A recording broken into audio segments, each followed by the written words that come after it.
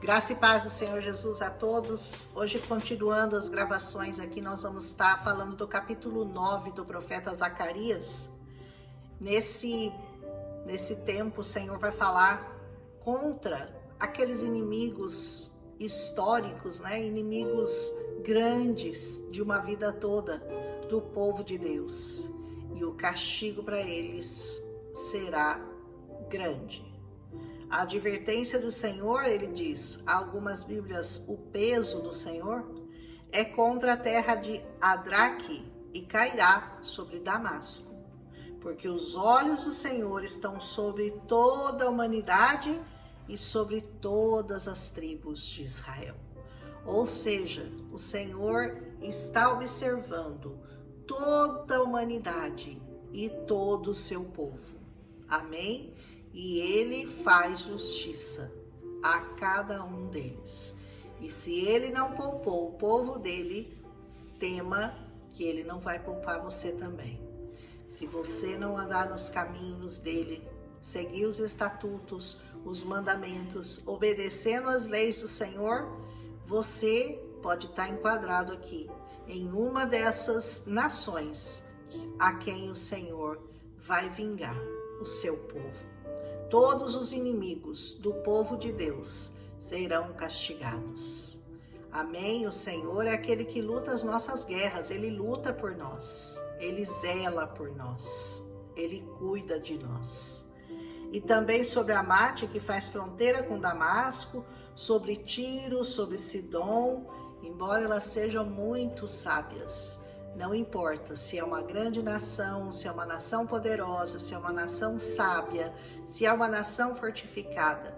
Quando o Senhor faz justiça e juízo, todas não permanecem, nenhuma permanece em pé.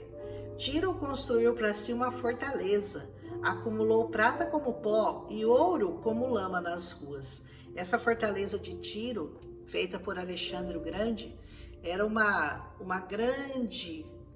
grande caminho até uma ilha, cerca de 800 metros para separar. Então eles eram completamente protegidos pelo mar e chegavam até lá por esse caminho que Alexandre construiu de cerca de 800 metros. Mas o Senhor vai se apossar dela, vai lançar no mar as suas riquezas e ela vai ser consumida pelo fogo. Não importa quão protegido você está. Se a sua proteção não é o Senhor, o seu fim é esse aqui. O mar, o fogo e a cidade sendo tomada por outros que tomarão conta dela. Ao ver isso, Ascalon vai ficar com medo. Gaza também vai se contorcer de agonia, assim como Ecrom, porque a sua esperança fracassou. A esperança deles era Tiro. Era a maior cidade. Então eles, olhando para aquela cidade, dizendo, bom, se o Senhor deu fim nela, que será de nós? Então eles iam olhar aquilo e iam temer. Gaza perderá seu rei e Ascalon ficará deserta. Palavra do Senhor. Um povo bastardo ocupará Asdod, e assim eu acabarei com o orgulho dos filisteus. Então a promessa aqui é contra os filisteus, é contra os gregos, é contra todos aqueles que se ergueram, que se levantaram contra o povo de Deus nessa terra. Tirarei sangue das suas bocas, é uma forma de purificação, viu? Tirar sangue da boca é uma forma de fazer justiça, de purificação. A comida proibida dentro dos seus dentes, aquele que restar pertencerá ao nosso Deus e se tornará chefe em Judá. E Ecrom será como os jebuseus. Defenderei a minha casa contra os invasores. Sabe quem pode defender sua casa contra os invasores que querem se achegar nela? Só o Senhor. Nunca mais um opressor passará por cima do meu povo, porque agora eu vejo isso com meus próprios olhos. O profeta está declarando, eu estou vendo isso acontecer, eu estou vendo o Senhor se vingar, eu estou vendo o Senhor dar o merecido castigo a todos aqueles que nos afrontaram, que nos invadiram, que nos deixaram cativos por tantos anos, que zombaram do nosso Deus. O Senhor está dando a eles o devido retorno, o devido pagamento pelos seus males, pelos males que causaram a nação, ao povo de Deus. Alegre-se muito, diz o Senhor, cidade de Sião. Alegre-se muito você que serve ao Senhor. Exulte, Jerusalém. Eis que o seu rei vem até você, justo e vitorioso, humilde e montado num jumento. Um jumentinho cria de jumenta. Olha que profecia, né? Como que o Senhor Jesus entrou na cidade de Jerusalém montado em um jumento. Profecia de Zacarias, cumprida pelo Senhor Jesus. Normalmente os reis não entravam montados em jumentos, mas sim em mulas. Mas Jesus pediu um jumentinho, porque essa profecia se cumpriu em Jesus. E o rei deles veio até eles, vitorioso e justo. Aleluia! Ele destruirá os carros de guerra de Efraim, os cavalos de Jerusalém, os arcos de batalha serão quebrados. Ele proclamará, tá difícil essa palavra, paz às nações, e dominará de um mar a outro, e do Eufrates até os confins da terra. E não foi o que aconteceu? O príncipe da paz não trouxe a todos os povos, a todas as nações, em todo o continente, em todo o mundo, alguém já ouviu falar de Jesus Cristo. E alguém já teve a oportunidade de aceitá-lo, de recebê-lo como o único soberano Deus de sua vida, ou de dizer não a ele. Mas eu garanto que se você estiver do lado dele, a sua chance de salvação é 100%. Se você estiver contra ele, a chance da sua destruição é a mesma, 100% também. Quanto a você, por causa do sangue da minha aliança com você, libertarei seus prisioneiros de um poço de água. Voltem à sua fortaleza, ó prisioneiros da esperança, pois hoje mesmo eu anuncio que restaurarei tudo em dobro para vocês. Podem voltar para sua terra, os cativos, os que estavam ainda aprisionados na Babilônia, voltem, porque o Senhor tem promessa, eu vou restituir tudo em dobro, tudo aquilo que o diabo, que o teu inimigo roubou de você.